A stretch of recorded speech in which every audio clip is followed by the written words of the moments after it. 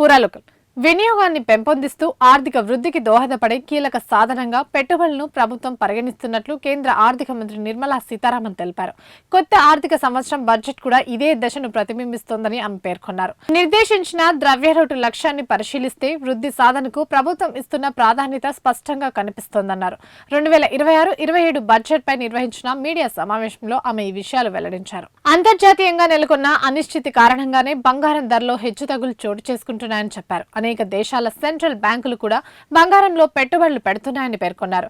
ఇది ఇన్వెస్టర్లకు ఏ కరెన్సీ పైన నమ్మకం తగ్గుతుందనేది సంకేతమని, అందుకే వారు పసిడి వైపు మొగ్గు చూపుతున్నారని ఆమె వివరించారు. స్పెక్యులేటివ్ డెరివేటివ్ ట్రేడింగ్ కు దూరంగా సామాన్యులను నిలువరించాలనే ఉద్దేశంతోనే ఫ్యూచర్ అండ్ ఆప్షన్ ట్రేడింగ్స్ పై సెక్యూరిటీస్ ట్రాన్సాక్షన్ ట్యాక్స్ ను పెంచినట్లు నిర్మలా సీతారామన్ స్పష్టం చేశారు. మార్కెట్ నియంత్రణ సంస్థ సెబీ అధ్యయనం ప్రకారం F&O సెగ్మెంట్ లో 90% కంటే ఎక్కువ మంది రిటైల్ ఇన్వెస్టర్లు నష్టాలు చవిచూసినట్టు వెల్లడైంది.